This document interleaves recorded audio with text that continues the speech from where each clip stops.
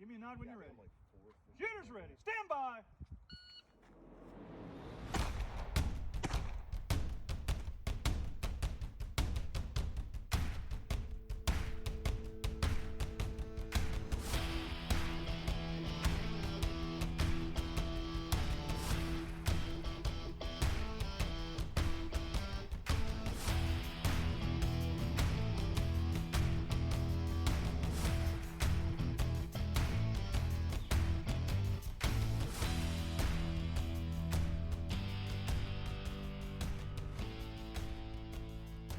Hello everyone, this is Matt Gunlock with 3GIQ Podcast. I'm joined here today with Staff Sergeant Alex Goking. Hi, everybody. How you doing today? Not too bad. Just got done teaching, was it like close to 100 people how to shoot a thing fast and accurately at the same time, and that thing was a rifle. So, for those who are listening, right now we have the Marine Corps Marksmanship Competition going on here in the National Capital Region. We have roughly around 85 competitors competing up here right now. It's going to be a 2-week competition. The first week, as we've discussed in previous podcasts, is all training. The second week is going to be all competition. 2 days of competition, 1 day of practice stages on the front end, and then we have a team match at the end where each unit picks their best members of their unit as far as competitors, and they compete. Typically, we hand out trophies and medals for each unit that comes in first place, but since the NCR match is one of the newest matches, we don't have team trophies just yet. So if this continues up here in the NCR, down the line, I see the team creating medals for those team trophies and creating a trophy for the National Capital Region. But right now, because it's so new and East has been moved back down to Camp Lejeune, there's no team trophies involved. It's just pride at this point. But we're not here really to talk about the National Capital Region match. We're here to talk and kind of do a debrief, which we've been wanting to do for a while now. The 2021 Microtech ProAm. The team went down, and we ended up ROing the match. Donnie, we were going to shoot it as competitors first, but then Donnie offered us if we wanted to come down and be ROs, and it was a good experience. I mean, my personal experience, or my personal thoughts on it is, as ROs, you get to see everybody in the competition. You get to interact with a lot of people, and you just don't interact with the people that are in your squad. You get to experience everybody, and they get to experience you. What are your thoughts? Definitely the same experience for me. I was running the bonus stage for the Memorial guys who came to the match, and it was great. Granted, I probably didn't get to see everybody there, but I still got to see a crap ton of people who came up to the stage and tried their best to see how fast they could clear the rifle, shotgun, and pistol arrays in the fastest time possible and try to knock the top guy out. But it was a good time. Like running that stage was awesome. I will say that the after party on was it Friday or Saturday? I want to say it was Saturday night. Saturday night. That was memorable. Fortunately, our accommodations were within walking distance, so I felt comfortable drinking. And there was some fairly expensive liquor there as well. And I'm not entirely sure what, I think it was Chad who brought that small batch. I took a couple swigs, and it was the same effect as pre-workout, but in a more relaxed and less itchy fashion. I was so hyped, and that kept me going the entire night. Clint Upchurch, his band was down there. They played Velvet Revolver. And they okay, yes, I'm old. I'm 38. And music from the 80s is now considered classic rock. Who would have fucking thought? But they played a lot of the classic rock stuff. They played Velvet Revolver. Slash is my favorite guitarist. I know you take a liking to Velvet Revolver. I took a liking to just about every song he was playing out there. I was almost upset with a lot of people because they were playing really well. They're on the the outside portion of that like clubhouse area, And I was like, why am I the only one? Well, that wasn't the only one. There was like about, what, 5 of us, 7 of us outside initially, but then lots of people ended up coming out. That was some good music. I was jamming to it. And, you know, but that was great. That part was awesome. The hanging out afterwards was amazing. I don't typically get very, I guess, inebriated in public, but around people from the shooting community specifically, You felt comfortable. I was very comfortable. I never felt that, man, I got to check my six every now and then. I was around people that I felt like I could pass out right now and wake up tucked in my bed in my room to start the day again. It was great. I was all about it. Chad Francis, exceptional individual. This is my first time meeting him. I've heard about him like for so long now, and I've been shooting since 2014. And he reminds me. Granted, yes, he was an Army Ranger. I think he was a retired Sergeant First Class. But he reminded me of some of my old first sergeants, and not the first sergeants I didn't like, but the first sergeants I did like, which gave me a little uncomfortable feeling, but it was fucking awesome because I had somebody I could relate to. And, nice. And I mean, I didn't have to worry about you guys. I remember the next morning though, like Chad came up to me after the after party, and Chad was like, "Hey, where's Mustache and Mustache 2?" It was Skinny and Mustache. Yes. And I was like, "They're not at their stage?" No. 5 minutes later, he's like, "Don't worry, they showed up." Sweet. Skinny wouldn't take his sunglasses off the entire day. Yo, I will say though, like it was Chad and this shooter Skinny, right? They were at it the whole night. I think they were it was like baseball the whole night, just arguing. It was very passionate, to say the least. Yeah. It was awesome. Yeah, no, it was a good time. I mean, they had the foosball competition, or not foosball. It was cornhole competition. I know Donnie and Chad lost that one. I think the Missouri boys won. John Morgan and I'm horrible with names. No, John wasn't playing. It was the other two guys that came down with John Morgan. But they ended up winning it. It was just a good party, good time. Mm-hmm. Other than talking about the party, because this isn't the party podcast. It was that good though. Yeah, it was. And it's kind of those experiences that bring you back to matches. Much like the Rockcastle Shooting Center experience. I know you've never been there, but whenever we used to go to Rockcastle for Blue Ridge, you busted your ass all day either working the stages all day or shooting the stages all day, and those were no easy task. And then whenever you came back, they had the bar right there at Rockcastle, and everybody just hung out and just had a good time. Mm-hmm. I mean, it was a true like shooter event where everybody just got to mingle, hang out, drink, and celebrate being around each other, kind of.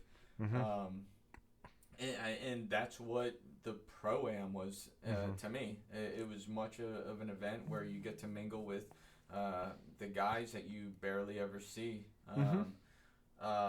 In the stages, Donnie did a really good job with the stages because it was a true Pro-Am fashion where it's not about who can run the fastest and who can move over a course of distance the fastest. It was a true shooter's match. Hey, who can shoot the fastest and who is accurate enough to hit the targets that are out there? That's what it was about. And personally, I liked stage 9.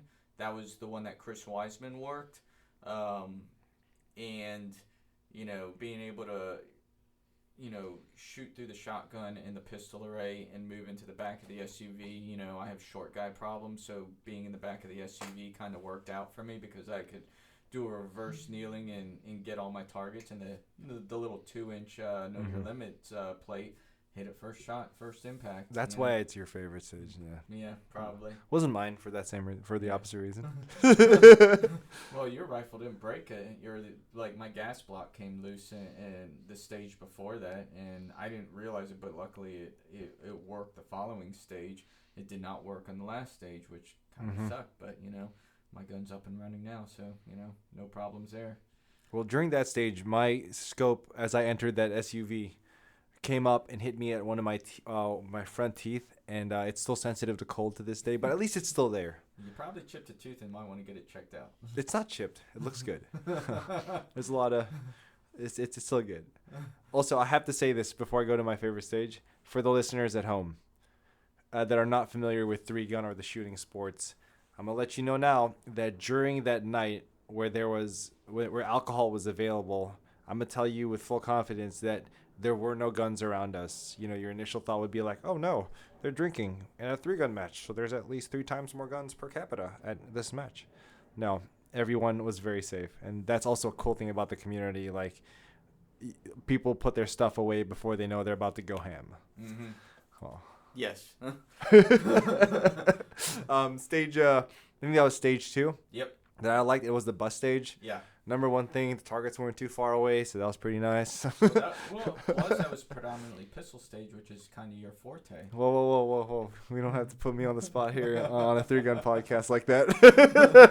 Well, you are originally from the USPSA world, so I would expect you to do good with pistol. It was a very pistol-heavy stage for the most part. And, I mean, even the rifle part was great. I mean, I should have brass checked prior to, because I thought I loaded a round in, but it cost me about 3 to 4 seconds. But still liked it. I enjoyed it. It was a very fun stage. And your video was beautiful. Like whenever you heard the rifle go click, you were like, "Welp."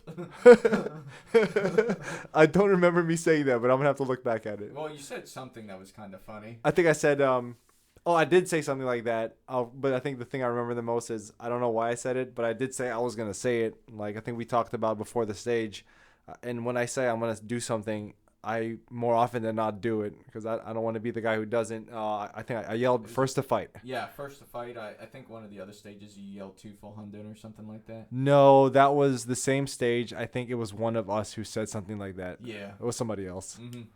But, yeah, I mean, I think those were the 2 most fun stages and 2 most... Anytime you get to shoot out of a vehicle, whether it's a plane, a helicopter, a bus, it's just going to be a good time, because, those are props you never get to shoot out of. Yes. You can say that they got to shoot out of a school bus before, unless you were like the Columbine or something like that. That's not something you want to start a conversation with somebody who doesn't shoot competitions with. Yeah. I shot out of a school bus. Whoa! Hey, Kay! All right, slow down there, sir. But I mean, I shot in a plane. Oh, all right. Freaking. At least we're explicit on this podcast.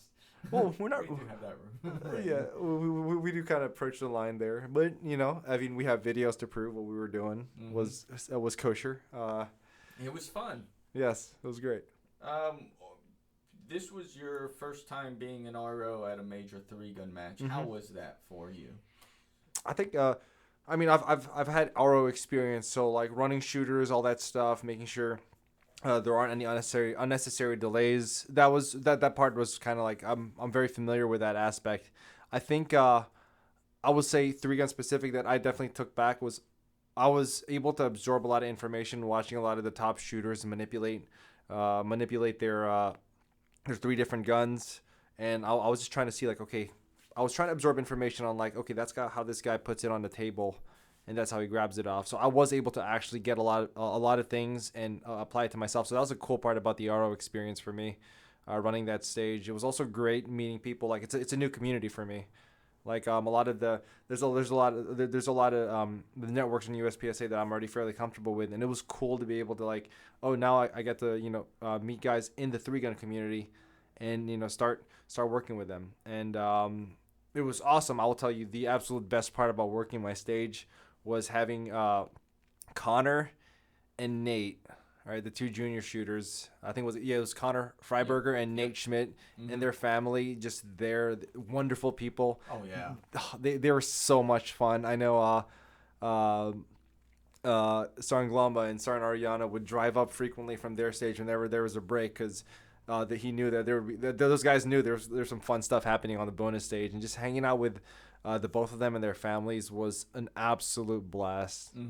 Like, and they are really good They are really good shooters. Not just good shooters, but like both families are just great families. Like they're raising their kids in a very respectful manner, and like that's what I've noticed a lot from a lot of the three-gun community. Like these parents, like they're spending a lot of money on their kids, and they're investing not just the money on their kids, but they're investing time, discipline, giving their children purpose and raising them in a very professional environment. It's not often, like whenever I was growing up, I never found myself around that many adults. And one thing that I found really cool is like, and Nate Schmidt, like we kind of, he's one of our adopted children, much like Logan Toland and everything. Like Nate, like just gravitates toward us, and it was really cool, like having him part of our lives, and they and his family love the fact that he's taken on to us, and as well. It's kind of an honor in that sense. It's just really cool. I mean, my experience being that RO is much like yours. You get to see how every top competitive shooter does, but not only that, being on stage 9, one of the regular stages, the main match stages, you see how these top competitors are coaching their junior shooters. Yes. And they're not making the match about themselves. They're making it more about that junior shooter and ensuring that they have that opportunity to finish the stage, or give him the different coaching tips. And it was just pretty cool to see and experience that. Yeah, I don't know any other way of putting it, but that's what I really enjoyed about it. And I like that. I definitely like that format a lot. Like if you're considered a pro shooter based off of like certain criteria, and you have to be there to help out the those who I guess qualify as amateurs. I think that's a really good thing, because as much as I think even on the shooting team here, the action team, all of us here have like a natural and innate ability where we like helping people. We like watching. We like helping them learn. We like teaching things, and we like it when you can see the light bulb go off in somebody's head on something. It is an extremely satisfying feeling, and seeing the smiles on their faces when they're kind of like pleased with the things the thing that they just learned how to do. That's awesome. But I also understand that not everybody is necessarily like that, and at pro-ams it's kind of like it incentivizes those who already do it, but it also kind of like reminds people who don't necessarily like put it on their list of priorities, like, hey, you're here, you got to go help out those new guys, because like in the end, this is a game, this is sport, we do this for fun.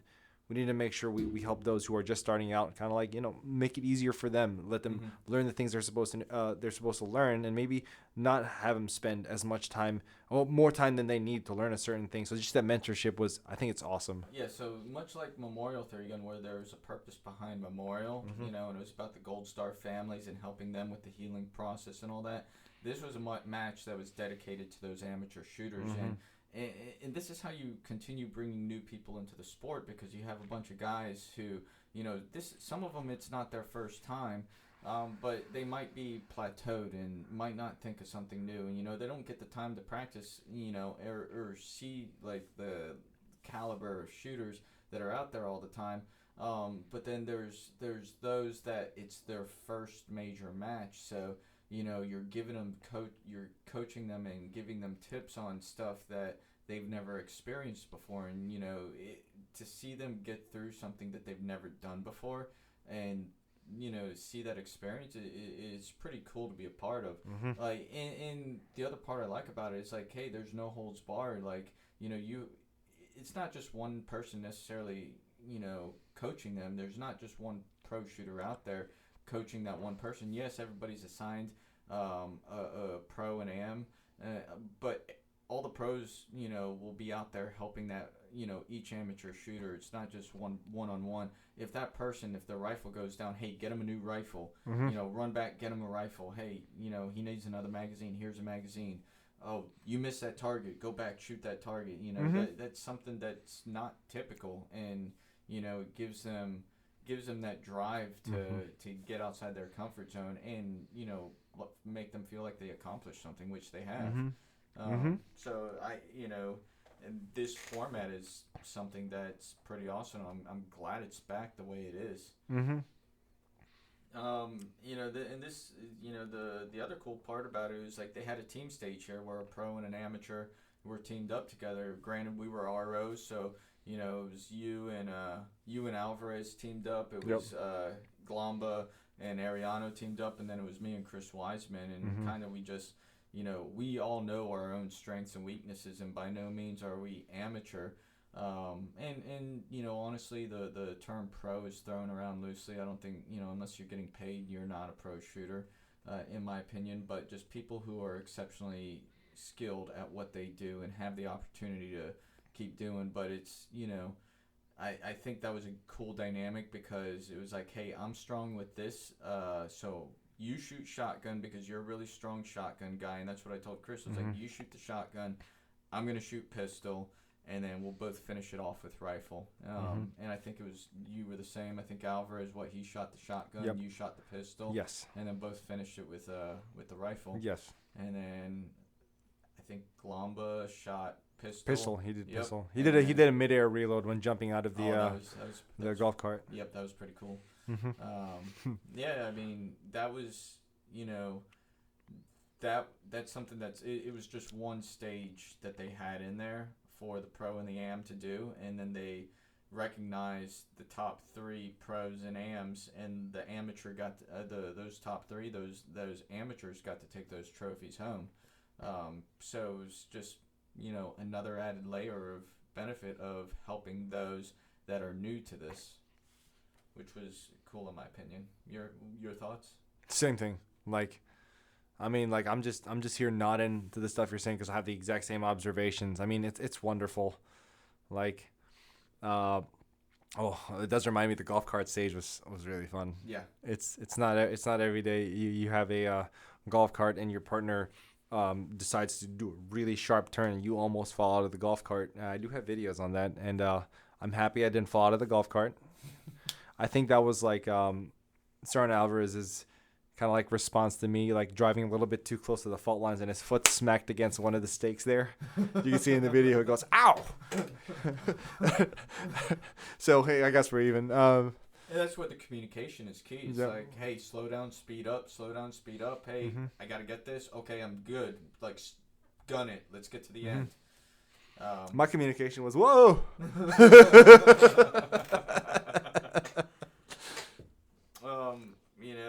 And I got to give props to Jeremy Swofford. He provided all the food for the ROs for the lunches. He provided dinner during the party. Amazing job. I don't know what we would have done. I mean, whenever most of the time, whenever I think lunches, I think bag nasties in the Marine Corps. But no, this was gourmet fucking cooking, and it was awesome. Every day was something new. It was holy shit, this is awesome. Oh yes, there's actually I will say there is one drawback with this with the food that he cooked, and I remember just about every meal. You cannot be it will take you away from whatever you're doing because you're just sitting there trying to you have a lot of flavors going on. You can't think of anything else at that moment. I remember when I was ROing the stage, I asked because I was working it with Olmsted and Zach from the Memorial guys, awesome dudes by the way. Whenever I'd be eating, I'd be like, okay, can you guys run this? I'm going to have to go to my truck real quick. And I just sat there and started eating. Granted, it was a little cold because I didn't eat right away, but I was just sitting there wow. Hey, Connor, go try one of these potatoes, man. But that was some good food. That was very good food. Yep, and that's part of what makes it a great event. It's not just food brought in, it's not somebody just running out and going and getting McDonald's or Arby's or something like that. It's, Jeremy's cooking for us. How often do you get a chef out there, cooking at a match? Not often. And he does it because, he could be out somewhere else making more money somewhere else, but he wants to be out there hanging out with the 3-gun community. So, I give you props, Jeremy. We appreciate everything that you do. Thanks, Jeremy. 1 Mile Club. Yeah. Granted, I had a really good spotter, but yeah, as the guy that good, You got it. I got it. Tony got it. You know what's crazy? I didn't pressure myself too much because I told myself, well, if I don't get it in the first 3 rounds, friggin', I'll just get some more. It turns out you can only do like 3. Mm-hmm. So I was just like, yeah, cool. Nobody believed me when I told them, oh, yep, I see my splash. And they were like, no, you didn't. And I was just like, I saw my splash because I did. Mm-hmm. But even after I saw my splash, I was still like, all right, where do I adjust now? I was just like, I don't know, did the wind change or something? Friggin', there's a lot of distance between me and that target. I barely make it past 300, but it was nice. I did see the splash, so I was going back and forth with Alvarez, and I was like, all right, which one is the 3 mil, 2 mil mark? Oh, is it the thing? Okay, it's the one going up. Cool. Okay, let me move. Bang. Gun goes crazy, and it comes back down. And I see the flash hit. I was like, all right, I guess I did it. Well, it's Wow. like, I was like, Chris Wiseman had his 308 out there. And I was like, fucking, let me try with this first. And I was like, all right, pressure's on. Chris hit it once already. And I was like, let me try this. And I think Chris dialed it 38 mils up. And then we had to hold it another 11, 12 mils, higher. And, Did it like bottom out or something? Yeah. Wow. Yeah, so I got it on the 3rd shot. I was like, all right, sweet.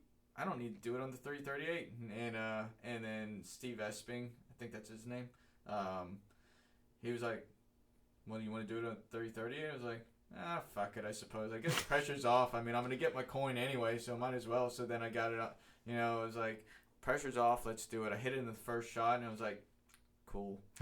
Cool. That's it. Just cool. I was like, well, I guess I don't need to use these 2 other rounds. He's like, well, you're going to be paying $20. You might as well use the ammo. I was Might like, as well. fuck it. Might as well. Yeah.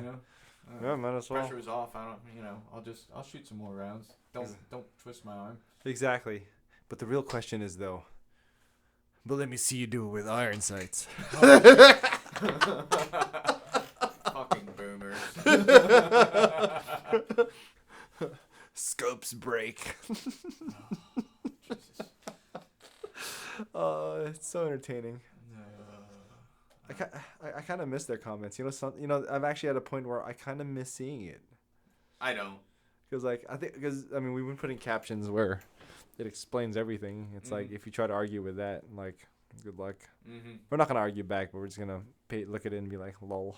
We're gonna lull and we're gonna curse you in our head, but we're not gonna write back. Oh no. No. We're gonna be more professional than that. Oh yes, totally. Mm-hmm. I mean, the crazy thing is, like, even with, okay, so, like, in all fairness, like, a lot of the guys who do post those kinds of things, 9 times out of 10, you take one of them out and you let them feel what it feels like to shoot, like, what you can actually do with some modern equipment, like, not just stand at, like, a 25-yard indoor range and just shoot slowly, like, hey, take this and I want you to shoot this array of targets for speed, or at least don't waste any time. Mm-hmm. And that's when a lot of people end up like, oh, okay, wow, that's pretty cool. I see why this is fun. I see, yeah. But then you have some of those boomers who are like, they watch your video. Oh, I hear a lot of misses out there.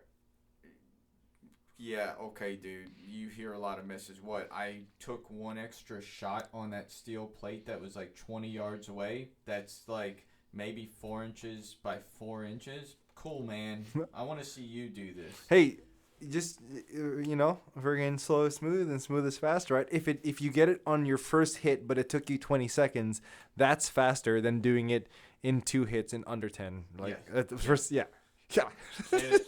And those who say slow is smooth, smooth is fast, I'm not even going to explain what I think. Slow is slow and fast is fast. Hit the damn target as fast as you can. You can be smooth at both, Yeah, It's a different kind of smooth, though. Mm-hmm. Yep. I hate that term. Well, that's what I tell myself whenever I'm running the 880 or the 3 mile. Oh, yeah, the 880. I just go slow so that I end up with a fast time. Yep. That makes. You just run at your 3 mile pace for your 880 for the CFT. Nice. All right, let's move on. Okay, yeah. All right, prize table. I mean, that was a prize table you don't really see at many matches nowadays. Everybody talks about the old days like F&H back in. I remember 2016, it was like $500,000 to $1 million prize table or something like that. And this prize table, I won't say it was comparable to that, but it was pretty damn good in comparison. You know, there were whole guns that were out there. There were a lot of upper lower receiver sets. You know, Lead Star Arms threw stuff out there. Barrett threw stuff out there. Ruger. The knives from Microtech. Yeah, Microtech. Yep. You know, which those are pretty some pretty cool freaking knives. Federal ammunition. You know, a lot of people had their part to play in making this match happen, and those sponsors, you know, people left there very happy. Every single person, in my opinion. You know, it wasn't like somebody was just pulling a T-shirt off the prize table with some stickers. No, people left with stuff, and were significantly happy. So, you know, Donnie, you did a phenomenal job organizing this whole event. You know, thank you. That was awesome. It's definitely fun. It's definitely fun bumping into Donnie. I do like his mindset on a lot of things, and that's awesome though. Like what you said about like the sponsors and stuff. It's like I think a lot of people are aware that, you know, if this is our sports, the action shooting sports, it's very niche. There's not a whole lot of people. There are probably more people who do like. There's more hunters in America that spend more money on hunting equipment than what there is in 3-gunners in the community. Definitely. There's probably maybe 3,000 active 3-gunners, and at most you see 300 to 400 that go to the major matches. Yes. You know, that's a guestimate right there. Yeah. And there's probably more fly fishers than all of us combined. Yeah. Like, but and a lot of sponsors know that. I mean,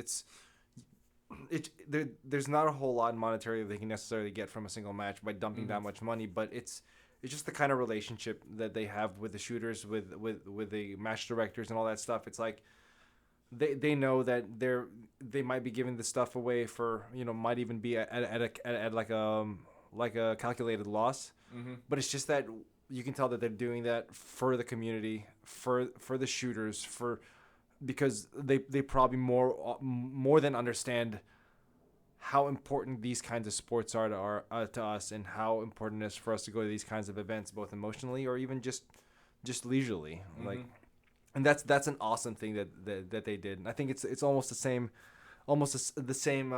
thing that we do here when we put up makes, and we're working. We're working 12-hour days half the time, you know. Oh yeah. You know, and to us, it's, you know, we're not doing it for our own ego boost and or anything like that. You know, we're doing it because we truly enjoy it, and because we can see the benefits that it provides the rest of the Marine Corps. 100%. You know, you're training somebody who can use these skills if we go, you know, back into a combat zone, you know, or put into a situation where we need to utilize them. You are making somebody a better version than what they were. And that's what it's about. And we get, you know, for 10% of the competition that comes here, they're going to leave with a marksmanship medal, which goes in their record, which, you know, it's something that they can wear on their chest. And then it's like, well, what is that? I've never seen a medal like that before. You know, and it's like, well, it's a Marine Corps marksmanship competition. You know, you wouldn't know anything about it. And it just, you know, it's chest candy that they can wear, you know, and nobody can take that away from them because it's something that they earned. And that's, you know, it's wonderful. It's just, and I think that's all of us here on our teams. Like, we just do it because we believe in it and we love it, and we like seeing people improve. Yep. And also, we also do it for the Mark 262, but, you know, I mean, that's neither here nor there. 3 ammo's nice. Yeah, especially if it's Black Hills. Yeah. So yeah. And neither here nor there. I'm retiring soon. I need ammo. You need ammo. I do need ammo. Every day, Gunny Gunlock likes to brag that he's getting out. It's like, yep, I'm getting out soon. And I'm watching him here in legitimate pain that he's about to run out of access to ammo. I have said that. I have started buying, you know, primers, bullets, powder, you know, prepping for the inevitable. The bare necessities. Yeah. But, you know, we do it because we love it, you know. We do. You know, so last week, I was working on next season's schedule, and I know I put the Tar Heel Challenge on there. You know, Donnie Flo, he's revived Tar Heel 3-gun, and he's bringing back the Tar Heel Challenge. They want to say that's going in May. That's going to be the first match that our summer shooters get to participate in. And we're not going to RO that one. We want them to experience that, as shooters. So, and it's going to be a challenge, but it's going to be a good time. It's going to bring back that old 3-gun flavor that I grew up, I started out in whenever I used to go to Tar Heel 3-gun down in North Carolina. Except the only difference is it's going to be in Clinton, South Carolina. Which I didn't get to talk about. The Clinton House is a phenomenal facility. That Wonderful. place is to stay. The owners there want to continue hosting events. They want 3-gun back. And it's great that, Donnie Flo has the relationship that he does, because that facility has done nothing but improved over time. From whenever I went there in 2016 to whenever I went there, last month, it was awesome. You could do everything. I think our furthest shot was about 550, 560, something like that. Something like that. And, Yeah. And from when I was talking on the phone with Donnie, he said Target's Tar Heel Challenge is going to be smaller. So know your dope. Like smaller targets Yeah. at farther ranges. Yeah.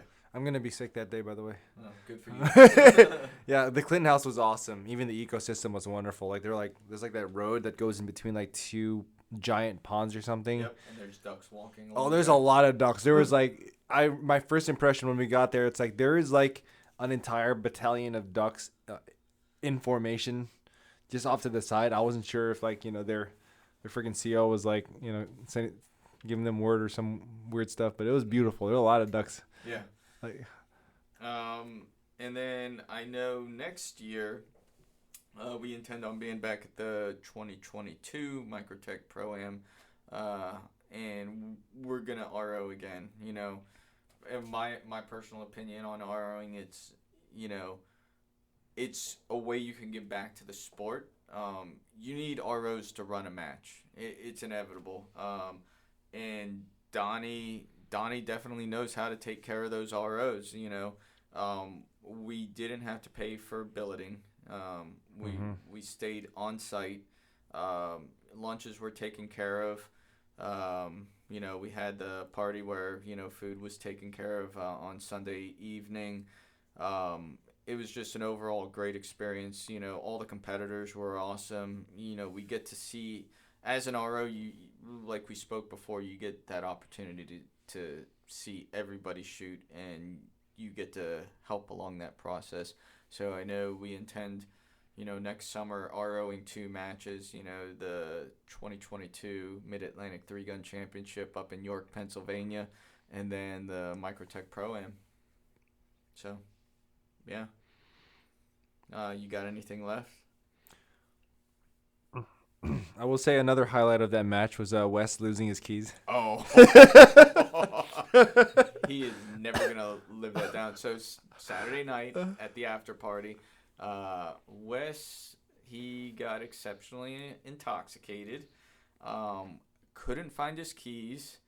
Nobody knew where the keys were. We sent a working party out all over the complex looking for his keys, and after the awards ceremony and everybody was leaving, he was still looking for his keys. I think he had somebody come pick him up or something like that. It was I think it was the owner of the place who kind of like lent him a vehicle, or at least provided him a means to kind of like leave his stuff and so on and so forth. But the funny part was he found them in his boots. It was, and we all, I think it's a unanimous agreement. Was that redundant? Whatever. But I think we all understand that the Ducks did it. Mm-hmm. The Ducks 100% put his keys there. Yeah. There were a lot of Ducks, and some of them looked really sketchy. Mm-hmm. Sorry, Wes. You will forever be remembered about you losing your keys.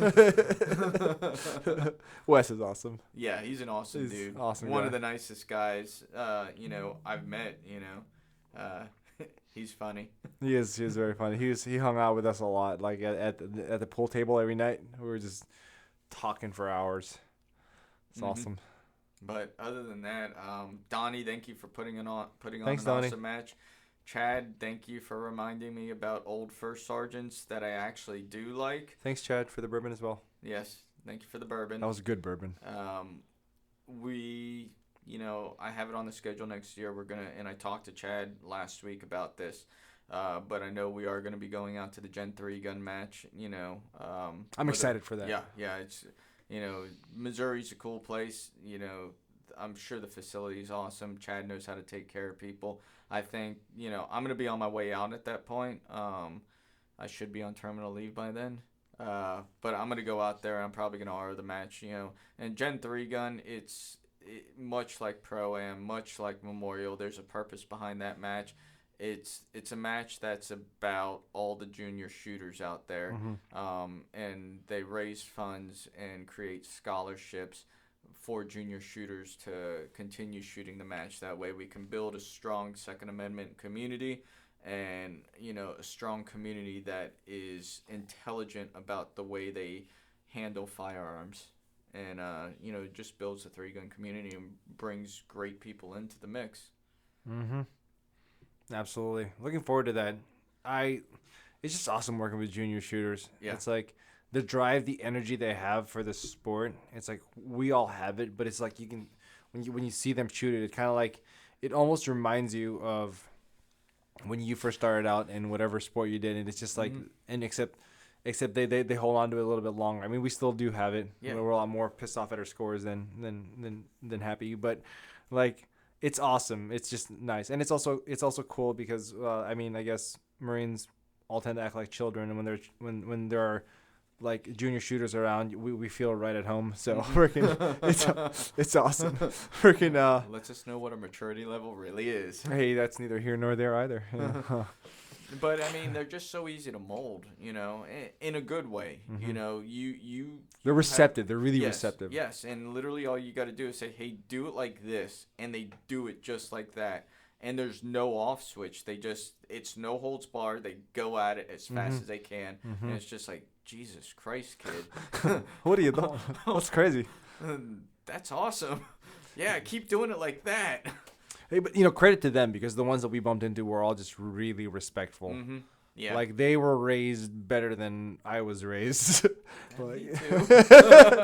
they are. So if anybody who's never been at a 3-gun match or you've never been to a shooting competition, has never met a junior shooter, a lot of them, well, at least a lot of the ones that I bumped into, are just so respectful. Oh yeah. It's like wow. Nate Smith, Connor Freiberger. Very respectful kids.